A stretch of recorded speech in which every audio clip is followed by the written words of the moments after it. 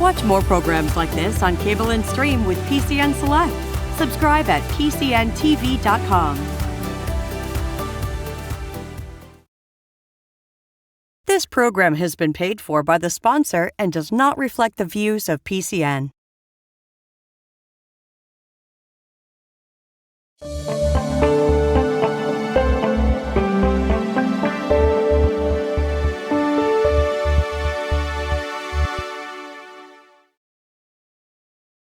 Welcome to another edition of PHRC Speaks, Fair Housing in the 21st Century.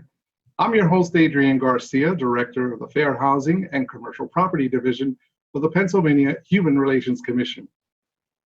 Dr. Andre Perry is a Senior Fellow at Brookings Metro, a Scholar in Residence at American University, and a columnist for the Hechinger Report. A nationally known and respected commentator on race, structural inequality, and education, Perry is the author of the book, Know Your Price, Valuing Black Lives and Property in America's Black Cities, which is currently available wherever books are sold. He's a native of Pittsburgh, Pennsylvania, and earned his PhD in Education, Policy, and Leadership from the University of Maryland, College Park. And so now we welcome Dr. Perry to PHRC Speaks. Welcome. Hey, thanks for having me, Adrian.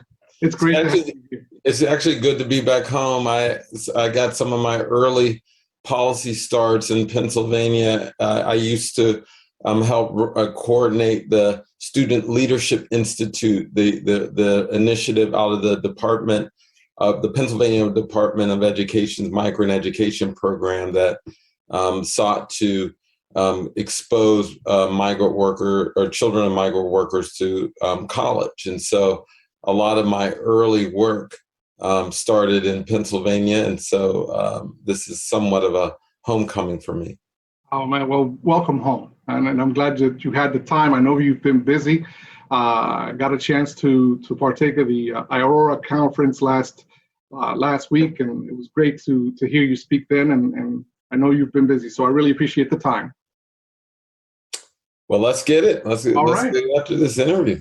So I want to get into the questions that I have, but it came to mind. I'm always interested in when a person discovers this chosen path. I mean, by and large, you've become a noted voice discussing racial inequalities and wealth disparities and health disparities and education disparities. And I'm curious to know how you got into it. When did it spark within you that this was something that you wanted to do?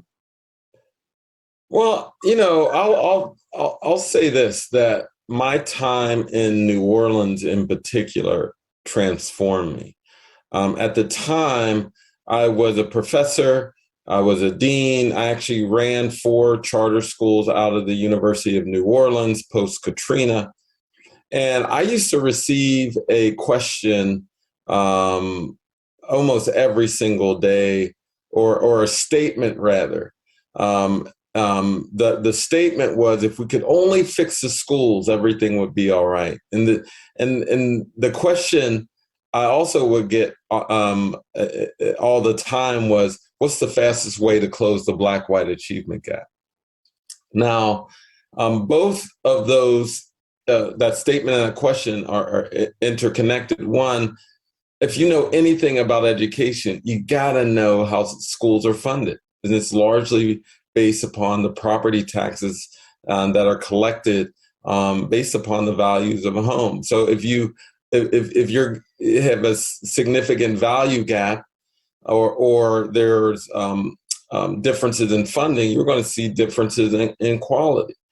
In addition, I used to get that question, how do you close the Black-White achievement gap? Well, I used to get it so much that I used to get a little snarky, and I would reply, well, the fastest way to close the Black-White achievement gap is to stop educating white people. And, and I would say that joking, obviously, because there's an immoral component to that. But I said that because there are so many nefarious ways to close a gap. And in fact, we have done equally nefarious things as not educating white people. We fired Black teachers en masse. We've expelled and suspended Black students en masse, all in the name of closing the achievement gap. And so for me, I always want to go at deeper structural issues that impact life outcomes. I did not mention that my father was murdered in prison a day before his 28th birthday. He was murdered outside of a prison in Detroit. And all the time I heard about him making bad choices. He was a heroin addict. He was probably abusive to my mother. And I used to hear about choices all the time. Well, then that's when I really started looking at the sociopolitical context in which he lived. And we find that he lived in areas that were red line, where the federally backed Homeowners Loan Corporation drew red lines around the neighborhoods he lived in. He also lived in areas where he was displaced by highway development. He lived in areas where there was predatory lending. And he also lived in areas where he was surrounded with racial housing covenants. So he could not leave his neighborhood because there were white-only types of ordinances all around him. And so I did that study, but then I started looking at the built environment in today's context. And the easiest way to do that is looking at home values. And so we looked at home values in Black neighborhoods where the share of the Black population is 50% or higher. And we compared them to areas where the share of the Black population is less than 1%. And as many would suspect, it's a big difference. In fact, homes in Black neighborhoods where the share of the Black population 50% on average is are priced half as much as their white counterparts, mostly white counterparts. But a lot of people will point to those choices that people often say: education, crime. And those are things you can control for in a study. And that's what we did. We control for education, crime, walkability, all those fancy Zillow metrics. And after doing so, we found that homes in Black neighborhoods are underpriced by 23%, about $48,000 per home. Cumulatively, that's about $156 billion in lost equity. And just to bring this back home, so to speak, if my father would have lived in areas in which the value of the homes were at market rate or the white rate, he would have had greater opportunity to go to college, to start a business. His drug use probably wouldn't be criminalized. He could have moved. His life and my life would have been different. And so housing is again, these puns, a concrete way of looking at that structural inequality, that devaluation. But it's so important. As you mentioned, housing is a lever for municipal services, county services. It's the equity in your home is used to lift yourself up by your proverbial bootstraps. It's to send your kids to college, to start a business.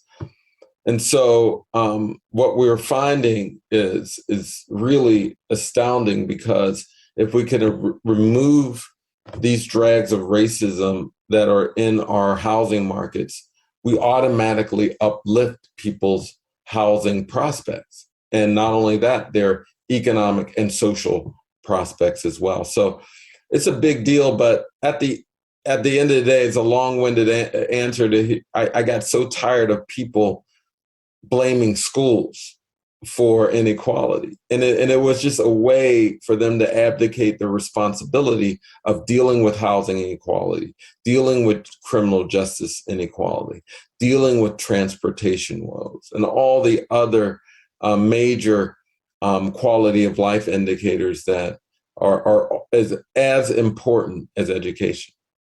People do not understand. They hear someone say, having a highway go down the middle of the town has a impact, and they don't understand it. They're like, what's that got to do with anything? Could you take a couple of minutes to break that down and what that does to a community? Oh man, we all talk about the importance of community itself as a unit. And so there are social connections, economic activity, educational activity that are encapsulated inside a neighborhood. And so when certainly during the 50s, 60s, 70s, when you started to see federal highway or when federal highway systems were built, and they had to make decisions of where they were going to place them. And oftentimes they were literally placed on top of Black communities, decimating entire commercial corridors, neighborhoods. And this was occurring, in Richmond, in Detroit, and in certain extent in Pittsburgh. They built the civic arena and the highways around it, displacing people in the Hill District. That's how my family ended up in Wilkinsburg, Pennsylvania. But this is happening all over the country. The politics at the local level were saying, hey, don't put this highway over the white neighborhoods.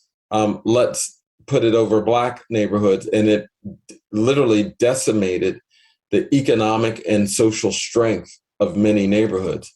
And so, and a lot of, and this was federally backed resources that did this.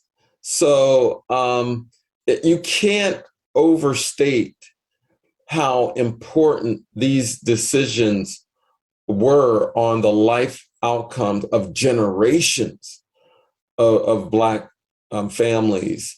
And so we got to figure out ways to restore the value that's been extracted by racism, and not just in housing, but all the other assets and areas that facilitate good housing. The way that you wrote your book, Know Your Price, I find it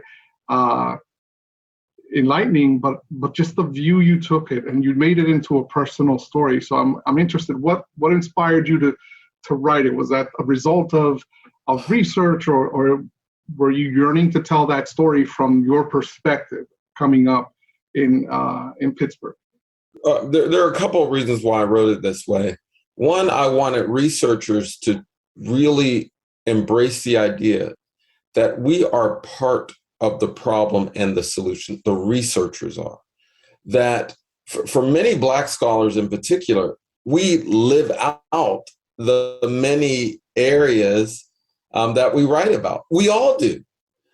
And for me, I am very clear that I live in communities and have lived in communities that have been devalued all my entire life.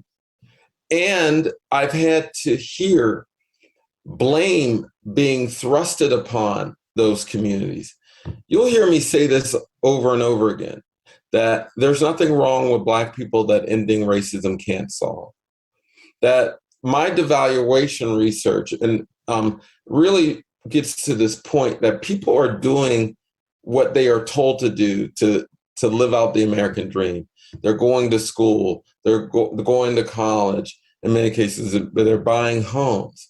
And when we do all those things, value is still being extracted from us. So much so that Black collegians have less wealth than white people, white high school graduates, or white high school graduates have more. And so, we got to shift this narrative that we're the problems in our neighborhoods. Whenever something goes wrong, we blame Black people. One of my favorite quotes comes from Thich Thich Han, Vietnamese philosopher. And he talks about when you're growing a head of lettuce and it's not growing, you don't blame the lettuce. You look to see if it's getting sunlight. You look to see if the soil's rich. You look to see if it's getting rainwater. You don't blame the lettuce.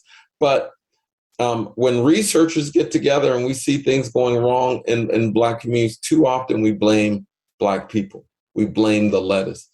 Yeah. And I wanted to put myself somewhat in this story to force researchers to look at me, to say, hey, I'm one of you, and this is happening to me. And you may not care about Black people outside of the institution, but I'm here. And so you got to at least face me when you're putting out these reports about how bad Black people's choices are. And I'll add this, that for so long, I never talked about my background. Like many people, people of color, our parents tell us, yeah, there's no need to talk about that. You know, they're just going to say that's an excuse that you're using. Well, I was talking to a group of students years ago when I was in New Orleans. And at the time I had long locks. And I was telling a little bit about my research. And one of the students raised their hand and said, you know, you're not from here. You came up with a silver spoon in your mouth. You don't know anything about these streets. And at that point, I realized that many researchers are so disconnected from their audiences. And this is Black, white, whoever. I wanted to make clear that, hey, I understand. In a professional level, in terms of research, I understand. But at a personal level, I understand. And so for me, my work is about running my research through the lived experience as opposed to combating the lived experience, which is often done. What you also brought to light in the book is that there are different family styles. Yes. You talked about that. And that's one of the things that gets criticized in Black and brown communities. You know, so, I mean, I saw, you know, lending come through in your book. I saw familial status come through in the book. I saw disability come through in your book. You hit upon most of those protected classes for me. I mean, you know, working in what I work in, I keenly caught on to that. So I can appreciate that. And having grown up with my grandmother, she didn't speak any English, and we grew up in public housing. A lot of what you said there spoke to me. So I think that it was ingenious of you to be able to put yourself in the petri dish, so to speak, and kind of take a self-examination and make everyone else look at it. I also learned a lot from my experiences of working in Pennsylvania early on with the migrant education program. Yeah. You know, because people don't know this, but I was working on the DREAM Act early on. That's what got me into work. And there was a guy by the name of Jose Luis Garcia. He actually has done work in the state of Pennsylvania. He's now working in admissions throughout the state. And he was a migrant worker, and he was my friend. We did everything similarly. We enjoyed the same sports teams. We enjoyed the same music. The only difference was he was born in Mexico and I was born in the United States, but we're not born with birth certificates on our forehead. And I remember him telling me he was undocumented. I said, well, but that didn't make much sense to me, that you still shouldn't get financial aid, because I grew up in a house of people who were not necessarily my blood relatives, but they were my brothers and sisters nonetheless. We have brothers and sisters civically in this country who've done everything required of citizenship and have not gotten it. And by the way, that's not the first time women, Black people, certain immigrants, we've all been denied full citizenship. And so for me, I'm always learning that we are connected, that we share a fate together. And so a lot of my work, I want people to see that the anti-Black racism of the past is still used as a way to divide and to suppress and control not just Black people, but other populations here in the United States. Well, what is your hope that we can extrapolate, learn from this COVID pandemic and all these efforts that are being taken on collaboratively between the private and public sector to assist homeowners and to assist renters kind of stabilize their housing? Well, the big lesson for me is that we better learn, and I don't know if we're learning it. I mean, it's been a struggle, Sure. that when our neighbors are sick, we are then vulnerable. And if we don't shore up our neighbors, we're going to be at risk, not just medically from this pandemic and this virus, but the same is true economically, the same is true socially, the same is true educationally. And I think people are starting to get this. Certainly during the summer of 2020, during the racial uprising, people started to see, whoa, they are killing people in the street without, batting an eye. And, and as grotesque as that was, we're seeing families starved by bad housing policy. We're seeing people denied basic decency in healthcare from our healthcare system. Our neighbors are sick, and we've got to respond. And there's some just immediate things. The eviction moratorium taught us some powerful lessons that you just can't send money to states and expect things to be okay. There really aren't the systems in place to actually make to deliver what people need in a timely manner. And so we should take stock in what has happened over the last year and say, let's start building systems. And that's why I think what Biden's Build Back Better framework and is the act is trying to do, to say, look, if people don't have a basic economic floor to stand on, we all will suffer at the end of the day. So I think we learned how vulnerable people are, but we've also learned that there is a responsibility that we all have of dealing with the marginalized, dealing with the sick, and correcting the preconditions, the real preconditions that led to these disparities. And oftentimes that is racial inequality, unfair housing practices, uneven housing overall. And so that's what we're trying to correct for now. I can appreciate that, and kind of brings me to this next question. It comes from your book. Your book touches upon disparities in home appraisals in the BIPOC communities, and you kind of touched upon this a little bit as to what actions can be taken by governmental entities to address this issue. What tangible actions can be taken? Because your book is revealing. And I think now it's mainstream and everybody can see that it's happening. And I think for a long time, people turned a blind eye to it. And your book kind of brings it right to the forefront. So now that people know, what are the actions that can be taken from your standpoint? If you were able to wave a magic wand and make something happen with regards to that, what would you like to see happen? Well, there are a couple of things. One, I love the fact that private citizens are conducting their own social experiments in order to capture inequality in their communities.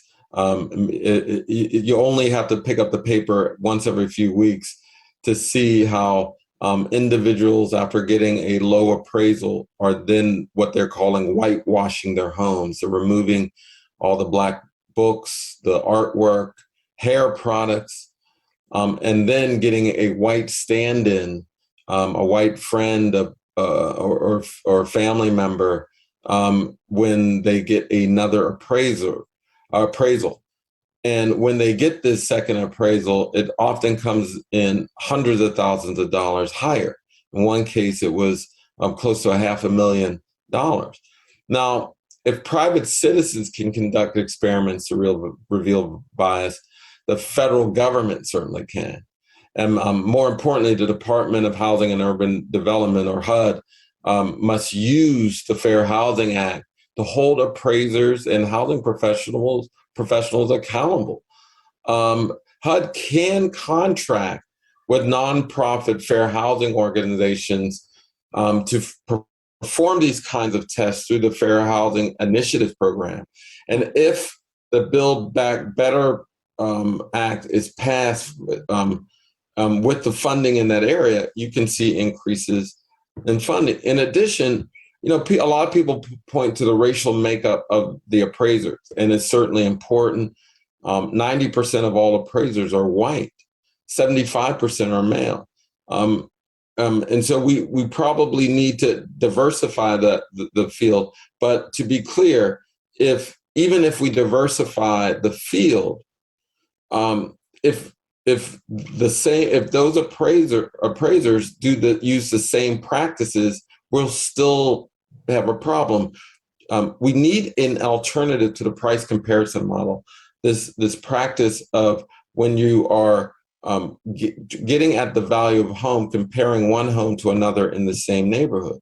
Right. The problem with that approach is that when you're comparing homes to other homes in the same neighborhood that's been discriminated against, you effectively recycle the discrimination over and over again. Now, and so we need new practices. And I think what President Biden and HUD is going to do through this recently announced formation of the Property Appraisal and Valuation Equity Task Force. It's an interagency task force on appraisals. That acronym to get to is called PAVE, Property Appraisal and Valuation Equity, PAVE. And it's an interagency task force looking at appraisals. Hopefully, this task force can find alternative methods. It can actually create some type of portal so people can see what average list price are in their neighborhoods. It's a big step in making sure that people are informed. And one final thing, the National Fair Housing Alliance was selected to conduct a review of the Uniform Standards of Professional Appraisal Practice, real estate property appraiser qualification criteria, and the 15-hour national USPAP and 7-hour national USAP update courses. And so the National Fair Housing Alliance, to make that clear, will be tasked with reviewing the standards. And so right now we have a lot of things going on. And even for me, I have this challenge competition or collaborative challenge. We're giving upwards of $100,000 in prize money for folks who are interested in solving for devaluation. So if you are an entrepreneur or an organization looking to solve for devaluation, go to the Valuing Homes in Black Communities collaborative challenge with Brookings and Ashoka. That's the Valuing Homes in Black Communities collaborative challenge through Brookings and Ashoka. Google that and you can learn more how to participate. So there's a lot of things, concrete ways that we're getting at this value gap. And hopefully we can find some real solutions. Well, thank you so much, Dr. Perry. We're already out of time. Time flies when you're having fun. I appreciate you coming on and sharing with us today. Again, this is Dr. Andre Perry. He is the author of Know Your Price, and it's available where books are sold, correct? Wherever fine books are sold. Wherever fine books are sold, that's right. Exactly right. For more information, or if you believe you've been discriminated against in a housing transaction, you can visit us online at www.phrc.pa.gov, or you can call us at 717-787-9780. We're also easy to find online on Facebook, PA Human Relations, or on Twitter at PAHumrel.com. This program has been paid for by the sponsor and does not reflect the views of PCN. To get your program on PCN Fusion and for more information, contact info@pcntv.com.